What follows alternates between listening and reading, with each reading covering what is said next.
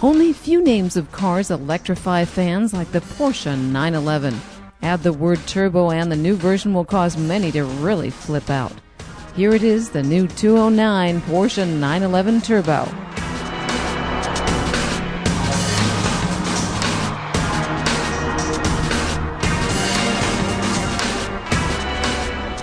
Last year, almost all the 911s got a makeover. Late but strong, the year-long wait was worth it. The Turbo now is in great shape with more power, refined looks, and new technology.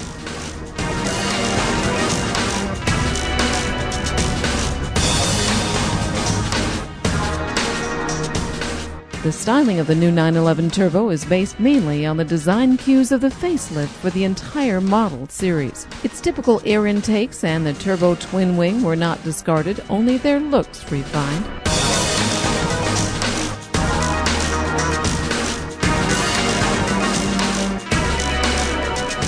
This also applies to the revamped 911 Turbo Cabrio.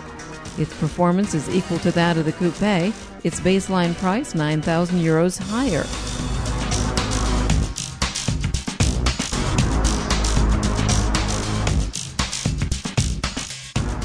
A true sensation, the 7th turbocharged generation of the improved 6-cylinder Boxer engine.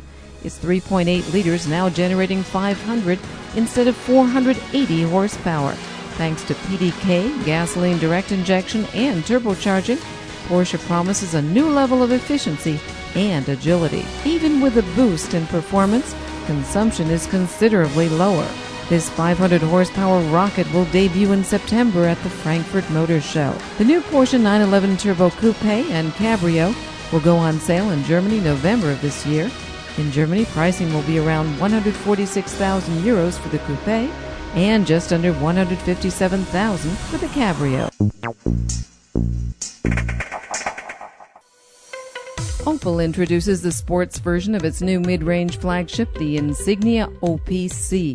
OPC stands for Opel Performance Center, which has now created Opel's strongest production model ever.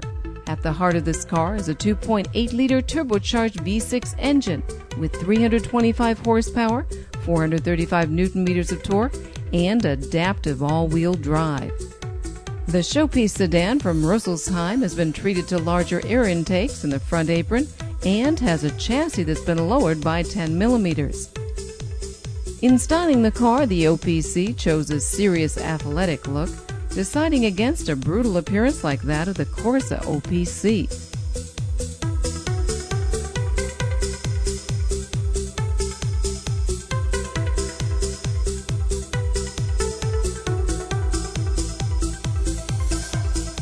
Inside, there are plenty of sporty accents, the sports steering wheel, the many OPC emblems, and above all, the Recaro bucket seats. As for items you might want on board, there is practically nothing left to be desired. The standard package includes air conditioning, a CD radio, and 6 airbags.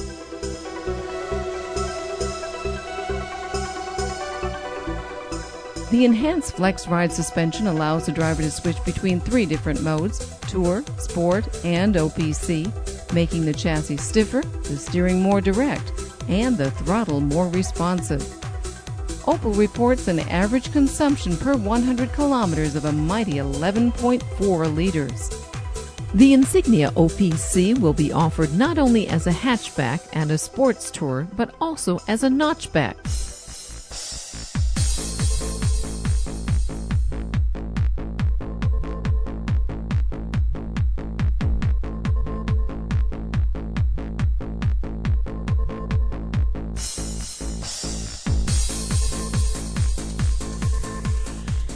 The Insignia boasts a sporty yet balanced suspension, not only great for longer rides on fast highways, but also on winding country roads. Besides the basics, customers can also order extras like AFL adaptive forward lighting, which gears the lights to the prevailing conditions on the street ahead of you, a parking assistant, and a front camera that detects traffic signs.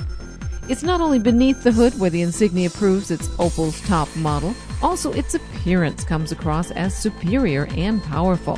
At the front, the two saber-tooth air intakes make the car really look ferocious.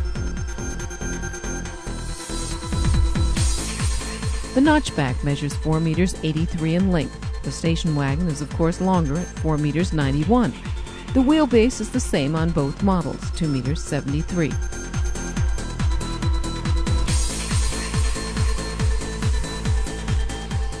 Another nice feature are the narrow gills in the front fenders.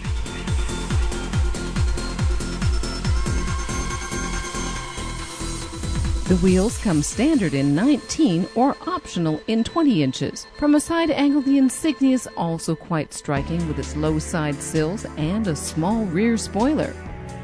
This sporty car from Opel shoots from rest to 100 kilometers per hour in 6 seconds. Max speed is limited at 250. The Insignia OPC will be offered this fall as a notchback, a hatchback, and as a sports tourer, pricing to start at just under 45,000 euros.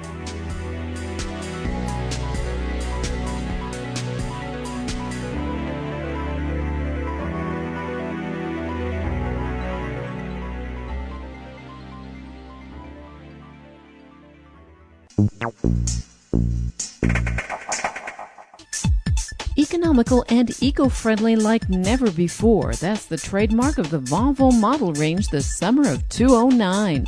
The Swedish manufacturer continues its green campaign with innovative and efficient technologies. The Drive E diesel models are both frugal and low on emissions.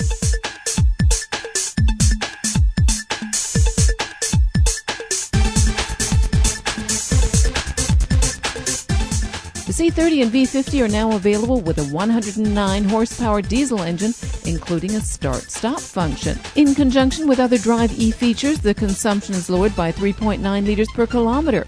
CO2 emissions down to 104 grams per kilometer.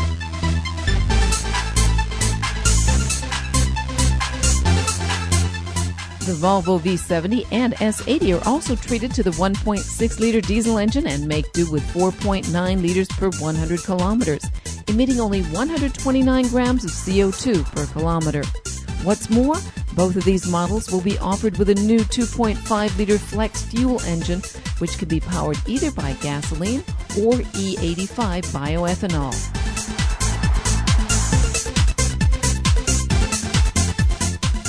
Volvo's SUVs, the XC70 and XC60, will be equipped with the new turbo diesel engines. The top-of-the-range XC70 generating 205 horsepower and consuming only 7 liters, while the smaller sibling, the XC60, requires a tenth of a liter less. The CO2 value for the multi-talented luxury model, the XC70, is 186 grams per kilometer, while the crossover XC60 emits 183.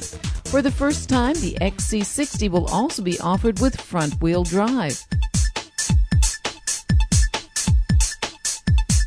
This major offensive makes the Swedish carmaker a serious contender in the Battle of the Green. All models and engines are already out in showrooms.